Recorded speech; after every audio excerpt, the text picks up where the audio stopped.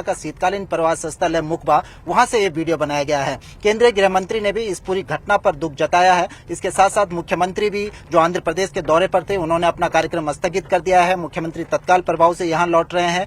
मौके पर NDRF, SDRF की टीमें रवाना कर दी गई हैं, लेकिन जो डिस्ट्रिक्ट एडमिनिस्ट्रेशन उत्तरकाशी से हमारी बातचीत हुई, वहां पर अभी लगातार बारिश जारी है। गंगोत्री हाईवे जगह जगह ब्लॉक हो गया है। जो एसडीआरएफ और एनडीआरएफ की टीमें मुख्यालय से मौके के लिए रवाना की गई थी, वो जगह जगह फंसी हुई है। मार्ग खोलने की कोशिश की जा रही है, लेकिन ये अच्छी बात है। बिल्कुल आपके पास भारती के पास एक बार अपडेट है। भारती, केदारनाथ बद्रीनाथ के लिए तमाम लोग दर्शन करने के लिए सैलानी जाते हैं सड़क मार्ग से, ऐसे में क्या उनको भी दिक्कतों का सामना करना पड़ेगा? जिस तरीके से ये आपदा आई है, जिस तरीके से रास्ते वहां पर बंद हुए हैं।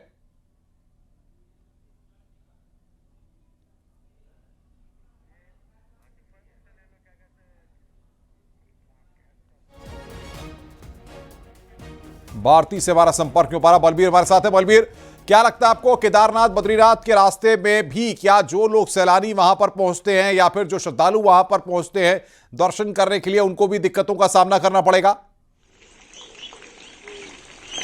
बिल्कुल, जिस तरह से आपदा आई है और बादल फटे हैं, क्योंकि जो धराली वाला जो खीरगंगा वाला साइड है वो तो वहां तो नुकसान हुआ ही है, पर दूसरी साइड में भी रोड ब्लॉक है। बड़ी संख्या में मलवा गंगोत्री हाईवे पे आया है। इसके अलावा गंगोत्री हाईवे कई जगह से बंद हो गया है, तो जो रेस्क्यू टीमें हैं वहां तक नहीं पहुंच पाई है। और जो आर्मी की टीम है वो जैसे तैसे करके वहां तक पहुंचने की कोशिश कर रही है। जो आईटीबीपी और एनडीआरएफ, एसडीआरएफ, इनको भी मूव किया गया है। पर हालात ये है इस समय कि लगातार बारिश हो रही है और काफी टफ कंडीशन है। समझ सकते हैं कि 10 से 20 मीटर हाइट लेना एक बाजार में मलबे का, वो भी दलदल के जैसे हालात हो जाना, और उस दलदल में रेस्क्यू कार्यों को अंजाम देना कितना चुनौतीपूर्ण रहने वाला है, और किस तरह से जो जाने बच सकती है उनको किस तरह से बचाना है, इसको लेके क्या प्लान होगा, ये देखने वाली बात होगी। पर जिस तरह से हालात वहां पे है, लगातार दलदली मिट्टी पत्थर सब बह के आया है और लगातार आ रहा है, और जो हाइट है वो लगातार बढ़ती जा रही है। जो स्थानीय लोग हैं जहां तहां फंसे हुए हैं, जंगलों में भाग के उन्होंने जान बचाई है, और बड़ा नुकसान देखा जा सकता है कि बड़ा नुकसान है। तस्वीर में भी दिखा रही है कि किस तरह से जब मलबा आया तो जो होटल है, जब जमींदोज हो रहे थे तो मलबे में जो लोग भाग रहे थे वो पूरी तरह से मलबे में समा गए। तो एक बड़ा आंकड़ा भी बढ़ सकता है, और जो प्रशासन की कोशिश यही है कि जल्द से जल्द वहां पहुंचा जाए। सुनील के पास सीधे चलते हैं। सुनील, क्या अपडेट्स मिल पा रहा है सरकार के स्तर पर? अब किस तरीके से लोगों तक मदद पहुंचाई जा रही है, और क्या पहले से इस बात का आभास नहीं था, जानकारी नहीं थी कि इस तरीके से इस पीरियड के दौरान इस तरह की घटनाएं होती हैं, सैलाब आता है, तबाही मचती है? देखिए अनुपम, वेदर का फोरकास्ट था, अलर्ट था, डिस्ट्रिक्ट एडमिनिस्ट्रेशन को भी और स्टेट की ओर से भी अलर्ट किया गया था। यही कारण है कि आपने देखा होगा कि उत्तराखंड के अधिकांश जिलों में आज के दिन छुट्टी भी घोषित की गई थी। लेकिन ये नेचुरल क्लाइमेटीज है, ये क्लाउड ब्रस्ट की घटना हम इसको कह सकते हैं। इसका कोई आंकलन आप नहीं कर सकते, पूर्वानुमान नहीं लगा सकते कि इस तरह की कोई घटना यहाँ पर घटित होगी। बहरहाल जो रेस्क्यू कार्य है वो तेज कर दिए गए हैं। मुख्यमंत्री पुष्कर सिंह धामी खुद बाहर होते हुए भी इस पूरे ऑपरेशन की मॉनिटरिंग कर रहे हैं। उन्होंने केंद्र सरकार से भी बातचीत की है। राज्य सरकार ने 2 MI हेलीकॉप्टर और 1 चिनूक हेलीकॉप्टर की मांग की है कि ताकि वहां पर जो राहत एवं बचाव कार्य है उसको तीव्रता के साथ शुरू किया जा सके, क्योंकि डिस्ट्रिक्ट हेडक्वार्टर से इसकी दूरी करीब 100 किलोमीटर के आसपास है, और जगह जगह बारिश होने के कारण जगह जगह सड़कें टूटी हुई है। और जो रेस्क्यू टीमें हैं, जिस तरह से अभी बलबीर भी बता रहे थे जो मौके पर मौजूद हैं, कि रेस्क्यू टीमें वहां पर नहीं पहुंच पा रही हैं। लेकिन जिस तरह हम कह रहे थे कि इससे 1 किलोमीटर पहले हरसिल कस्बा है जहां पर आर्मी का बेस कैंप है। आर्मी तत्काल बाद, घटना के तत्काल बाद आर्मी की रेस्क्यू टीमें वहां पर पहुंच गई थी। आर्मी वहां पे जितनी कोशिश कर सकती है, जितनी उसके पास पावर है, इम्पावर है, वो वहां पर रेस्क्यू ऑपरेशन संचालित कर रही है। मुख्यालय से टीमें भेजी गई हैं।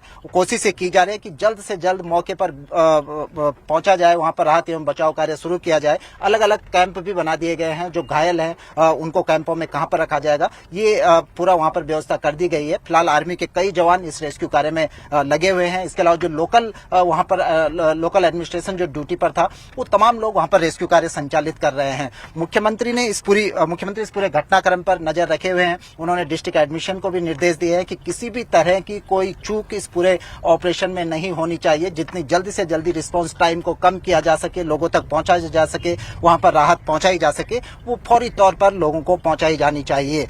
एक और बड़ी बात है अनुपम कि ये जो कस्बा है धराली, अगर आप हिस्ट्री को पढ़ेंगे तो 1803 के आसपास भी इस कस्बे में इसी तरह की तबाही बरपी थी और इतिहास कहता है कि तब 350 के आसपास मंदिर इस मलबे में दब गए थे। यहाँ पर एक कल्प केदार का मंदिर है जो हाल के वर्षों में करीब 10 से 15 साल पहले उसको खोद कर निकाल लिया गया था, सर्च कर लिया गया था कल्प केदार मंदिर। और इस वक्त बातचीत करने के लिए अभय पॉल जी हैं, भूवैज्ञानिक, वो हमारे साथ जुड़ गए हैं। सर, स्वागत है आपका न्यूज 18 पर। ये जो सैलाब आया है, जो तबाही आई है, क्या कहा जाए, पहले से प्रिकॉशंस जो लिए जाते हैं या जिस तरीके से जो भू चेंजेस आते हैं उनको लेकर के कोई कदम उठाया जा सकता था? क्या पहले से आभास किया जा सकता था? देखिए, इस तरह की जो घटनाएं होती हैं, आभास तो नहीं किया जा सकता, लेकिन क्या होता है कि हमारे एनवायरनमेंट में, जो वातावरण में जो कंडीशंस होती हैं, जैसे कि लगातार बारिश हो रही है, बादलों की स्थिति बिल्कुल नीचे है, काले घने बादल हैं, तो जितने भी वो इलाके हैं जहां जो कि नदियों के बिल्कुल पास है, मुहाने पर हैं, वहां पर इस तरह की एहतियात बरतने की बहुत जरूरत है कि कभी भी इस तरह की घटनाएं, कि क्लाउड बस्ट की घटनाएं जो कि सैलाब का रूप धारण कर सकती हैं, तो वहां पे सचेत रहने की और बिल्कुल नदी के किनारे से थोड़ा सा दूर हटने का प्रयास करना चाहिए। क्योंकि जैसे ये अभी घटना घटी है, तो इसकी पुनरावृत्ति जितने भी जो गांव हैं, बसावट है जो कि नदी किनारे हैं और इस तरह से उत्तरकाशी और गढ़वाल में ऊपरी स्थानों पर बसे हुए हैं, वहां पर एहतियात बरतने की जरूरत है। क्योंकि न तो इसकी कोई वार्निंग दी जा सकती है, लेकिन ये एक नेचुरल फिनोमेना है जो कि होता है।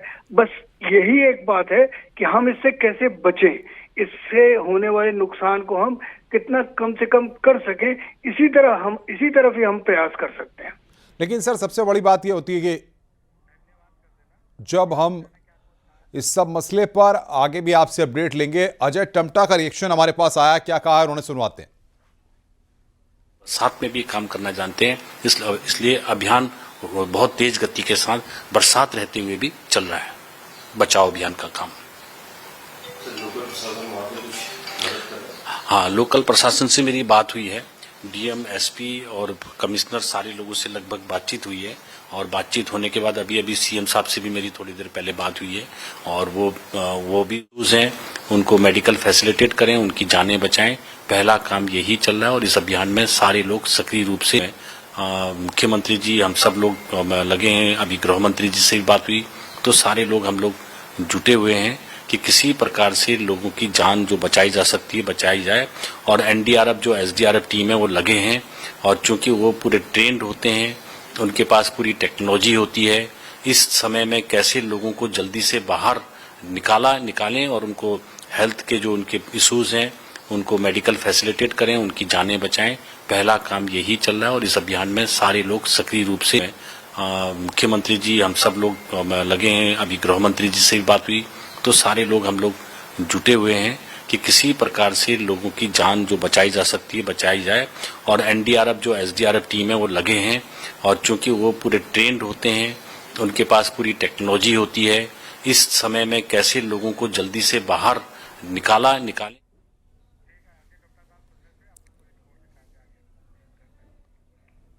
तो अजय टम्टा को आप सुन रहे थे, उन्होंने बताया किस तरीके से पूरा घटनाक्रम हुआ है, क्या कुछ कदम उठाए जा रहे हैं। आइए अब आपको दिखाते हैं कि सैलाब के समय किस तरीके के हालात थे, पूरी रिपोर्ट के जरिए जानते हैं क्या हुआ है।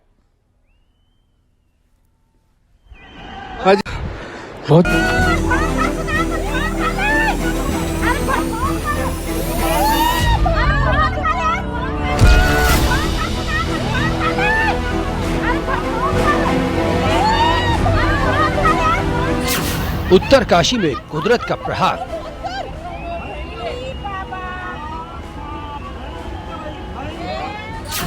बादल फटने से भारी तबाही।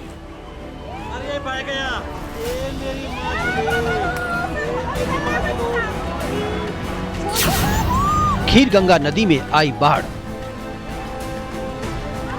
सैलाब में बह गए कई आशियाने। उत्तरकाशी के धराली का ये भीषण मंजर है, जहां कुदरत की मार के आगे हर कोई बेबस नजर आया। खीरगंगा नदी में बाढ़ आने से सैलाब रिहायशी इलाकों की तरफ बहता हुआ आया। सब कुछ इतना जल्दी हुआ कि किसी को भी संभलने तक का मौका नहीं मिला। हर तरफ चीख पुकार मच गई। धराली को गंगोत्री धाम का प्रमुख पड़ाव माना जाता है। धराली के बाजार में भारी बर्बादी हुई है। बाढ़ की वजह से कई घर और होटल तबाह हो गए। कई लोगों के बहने की आशंका भी जताई गई है। नुकसान बहुत बड़ा है। हर तरफ दहशत दिख रही है। राहत बचाव के लिए सेना पहुंच गई। वहीं एनडीआरएफ, एसडीआरएफ की टीम भी रवाना हो गई। पहाड़ों पर भारी बारिश का दौर जारी है, जिससे बादल फटने और चट्टान खिसकने की घटनाएं हो रही हैं। धराली से आई हाहाकारी तस्वीरों ने झकझोर कर रख दिया है। Bureau report, news 18, UP, Uttarakhand. Mama, I can't wait to